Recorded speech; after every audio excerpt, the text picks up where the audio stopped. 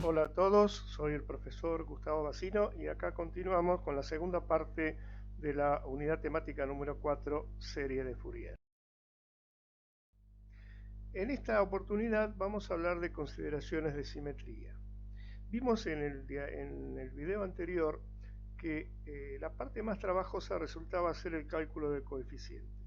Las consideraciones de simetría lo que nos van a permitir es muchas veces ahorrarnos por lo menos alguna parte del cálculo o no calcular algunos coeficientes que podemos saber a priori que serán nulos. Este método se basa en reconocer entonces la existencia de simetría en la onda bajo análisis. Y vamos a estudiar solamente tres tipos de simetría: la simetría par, la simetría impar y la simetría de media onda. Comencemos con la simetría par, que queda definida cuando la función para un instante t adopta el mismo valor que la función para el instante menos t. Si por ejemplo observamos en la gráfica superior un valor cualquiera, t igual a t sobre 2, vemos que el valor correspondiente es menos a. Si calculamos f de menos t sobre 2, estaríamos acá y también es menos a. Como esto se cumple para todos los puntos de la función, entonces vamos a estar en presencia de un caso de simetría par, donde el eje y es un espejo para la función f de t. Fíjense acá que cuando la función adopta simetría par, se puede calcular tanto entre menos t sobre 2 y t sobre 2 como entre 0 y t sobre 2 multiplicando por 2. En la gráfica de arriba, la onda triangular, el valor medio sería 0, mientras que en la gráfica inferior, que es un tren de pulsos, el valor medio sería igual al área de cada pulso distribuida a lo largo del periodo. Entonces, utilizando la propiedad anterior, los coeficientes de Fourier para una onda par serán los que se muestran acá. A0 a n se deberán calcular y b sub n va a ser igual a 0. Dado que b sub n es igual a 0, tendremos una serie de cosenos de Fourier. Esto se va a repetir siempre que la simetría de la onda sea par. Otra simetría que vamos a considerar es la simetría impar. En este caso, la función en menos t va a ser igual a menos la función en t. La gráfica superior, en este caso, es la onda triangular, aunque está desplazada en el eje del tiempo. Si nosotros giráramos 180 grados todos los puntos a la gráfica a la izquierda del eje y, quedaría exactamente igual que la gráfica a la derecha espejada. Por eso hablamos de antisimetría con respecto al eje vertical. Comprobemos, por ejemplo, entre 0 y t sobre 2, para la gráfica superior, tendríamos t sobre 4. Para t sobre 4, si la reemplazamos en la expresión, en la igualdad que tenemos acá a la derecha, si reemplazamos por t sobre 4 me queda f de menos t sobre 4. Y f de menos t sobre 4 sería menos a. Si reemplazamos ahora por t sobre 4, estaríamos en este punto, donde el valor es a, pero gracias al menos de adelante, se transforma también en menos a. Por lo tanto, como eso ocurre para todos los puntos, estamos en presencia de una simetría impar, donde la integral entre menos t sobre 2 y t sobre 2 de la función siempre nos va a dar igual a 0. En definitiva, si usamos la propiedad anterior, no solamente a sub 0, sino que también a sub n nos va a dar igual a 0 y solamente tendríamos que calcular el coeficiente b sub n, ahorrándonos buena parte del trabajo si hemos sido capaces de detectar la característica impar de la función. Entonces vamos a tener solamente una serie de senos de Fourier, ya que a sub n, el coeficiente a sub n es igual a 0. Finalmente, el tercer caso que vamos a considerar es la simetría de media onda, y decimos que una función va a presentar este tipo de simetría si cumple con la igualdad que está en rojo acá en esta diapositiva, donde f de t menos medio periodo es igual a menos f de t.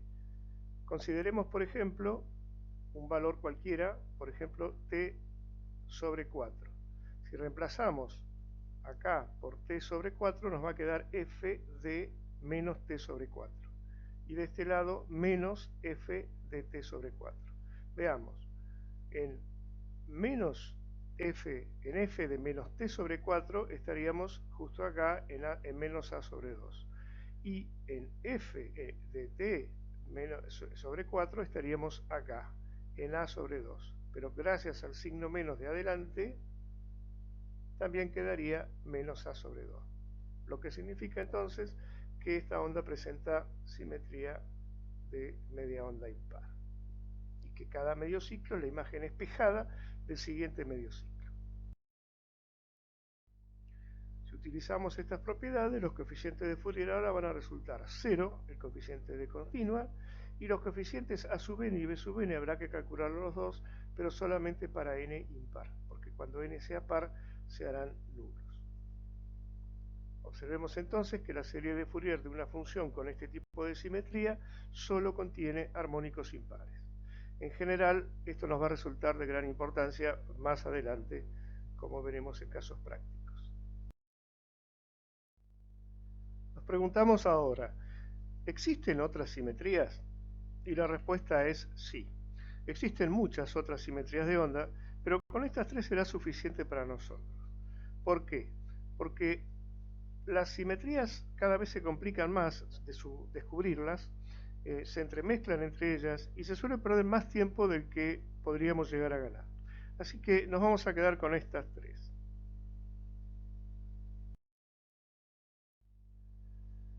Y ahora nos vamos a concentrar en la aplicación de la serie de Fourier al análisis de circuitos.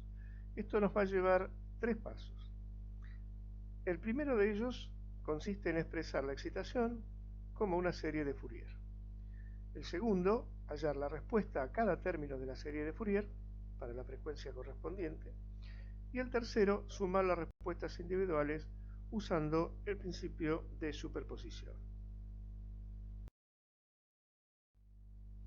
Esto, visto en forma gráfica, sería algo así como, a la izquierda tenemos un circuito con una fuente periódica y que alimente una red lineal, y a la derecha tenemos el mismo circuito, pero donde hemos aplicado el paso 1, es decir, hemos descompuesto la fuente periódica, la excitación, en una sumatoria de términos cosenoidales de distinta frecuencia, cada uno haciendo efectivo el análisis de Fourier. A la fuente periódica le aplicamos entonces la transformación de Fourier y analizamos el circuito para cada uno de sus términos. Y luego sumamos las respuestas.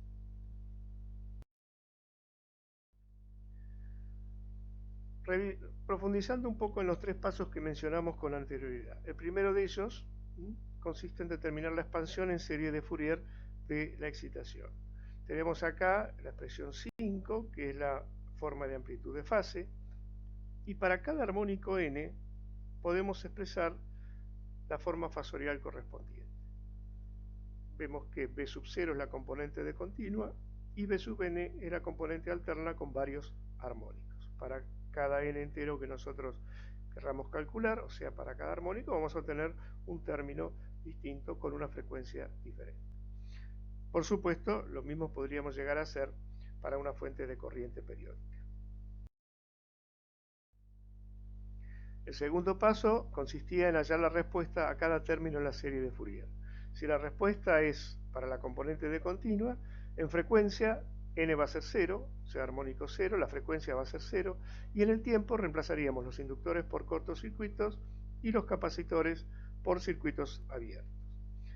Ahora, si estamos en el caso de las componentes alternas, vamos a resolverlas utilizando técnicas fasoriales, ya que la red la podemos representar por su impedancia, z, que va a ser en función de n omega 0, y que es la impedancia de entrada para la fuente cuando omega es reemplazada por n omega 0. Es decir, cuando teníamos una onda sinusoidal pura, simplemente z era una función de omega.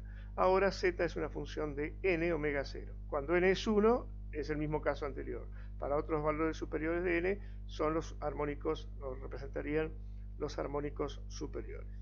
Es decir, entonces, recalcando, la impedancia depende del número n del armónico.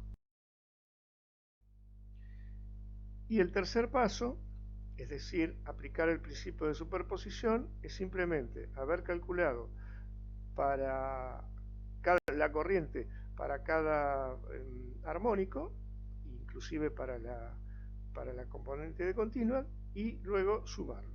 Nuevamente aparece la expresión 5 en forma de amplitud de fase, pero ahora para la respuesta, o sea, para la corriente. Cada componente I sub n que tiene frecuencia n omega 0, por ejemplo, I sub 3 tendrá una frecuencia 3 veces la frecuencia fundamental. I sub 5 tendrá una frecuencia 5 veces la frecuencia fundamental. Decíamos que cada componente I sub n ha sido transformado al dominio del tiempo para obtener la expresión temporal, I sub n de t. Y phi sub n va a ser el argumento correspondiente a cada armónico. En este caso, vamos a ver un ejemplo donde vamos a utilizar la onda que ya habíamos resuelto en el video anterior para no repetir el trabajo, pero podría hacerse para cualquier forma de onda. Tenemos un circuito muy sencillo, mostrado abajo a la derecha, es una resistencia en serie con una bobina de inductancia L. Vamos a tomar la tensión B de T de entrada como la función 1 para T entre 0 y 1 y 0 para T entre 1 y 2, y vamos a querer calcular, o lo que vamos a querer calcular es la respuesta, es decir, B0 de T, la tensión, la expresión para la tensión en la bobina del circuito. Fíjense que acá tenemos representada esta expresión, que ya la habíamos calculado antes, que era la forma de amplitud de fase para la tensión de alimentación.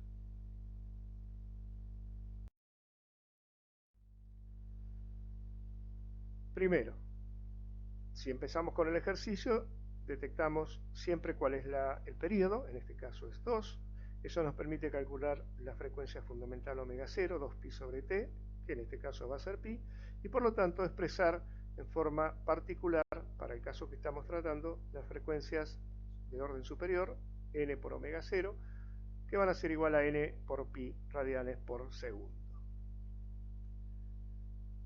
Bien, ¿qué tenemos acá? Acá tenemos expresada a la tensión de salida B sub 0 en función de la tensión de entrada B, usando fasores. Y vamos así a obtener la respuesta en el circuito por división de voltaje. Fíjense que, como ya sabemos perfectamente, la tensión en la bobina va a ser proporcional a J omega NL e inversamente proporcional a la impedancia total del circuito. Acá es lo mismo, donde hemos reemplazado por los valores de nuestro caso en particular. Entonces, vamos a ver ahora qué ocurre con cada una de las componentes. Para la componente de continua, la frecuencia ya sabemos que es 0. La tensión de alimentación continua es un medio, esto lo sacamos de la forma de amplitud de fase de B, la tensión de alimentación, y B sub 0 es nula. Y es lógico que B sub 0 es nula, ni siquiera tendríamos que calcularlo en este caso. ¿Por qué? Porque L es una inductancia ideal y el circuito está en régimen permanente. Por lo tanto, cuando circula por ella una corriente continua, la caída de tensión va a ser nula. Continuando con el ejemplo, repetimos la expresión que relaciona B sub 0 con B, y para la componente armónica N, también nos sacamos de la forma de amplitud de fase de la alimentación, nos va a quedar que B es 2 sobre npi, y todos con un ángulo de menos 90 grados, como ya habíamos visto. Si reemplazamos en la expresión superior por las formas polares, nos queda la expresión de abajo, es decir, estas dos expresiones son iguales, y organizándola, reemplazando por los valores, llegamos a la expresión que está en rojo, que es la respuesta en el dominio de la frecuencia. Yo les recomiendo que ustedes, en todo momento que necesite, pausen el video y reproduzcan las expresiones que vamos viendo en una hoja. Incluso traten de hacerlas ustedes, realizando los pasos que van a llevar de una expresión o de una forma a la siguiente forma que vamos obteniendo, porque es confuso verlo solamente. Ustedes ahora paran el video, toman papel y lápiz, ponen una expresión superior o en la diapositiva anterior plantean la división de tensión y luego la pasan a la forma polar, lo están haciendo ustedes y van a entenderlo perfectamente qué es lo que está pasando. Entonces, en el dominio del tiempo, la expresión que recién teníamos en el dominio de las frecuencias nos va a quedar así. Otro paso que deberían dar ustedes, que de hecho lo van a tener que hacer en muchos ejercicios. Si calculamos los tres primeros términos, para K igual 1, 2, 3 o N igual 1, 3, 5 de los armónicos impares, nos va a quedar más o menos la serie trunca como la vemos abajo, con tres términos. Y el último paso que siempre damos es representar el espectro de frecuencia. En la parte superior tenemos el espectro de amplitud con los tres primeros armónicos que habíamos calculado recién. En la parte inferior tenemos el espectro de fase. Fíjense que acá las fases son distintas, no tienen por qué ser iguales. Y ambos espectros de amplitud y de fase constituyen el espectro de frecuencia. Bien, con esto terminamos con la segunda parte. Nos vemos en el próximo video.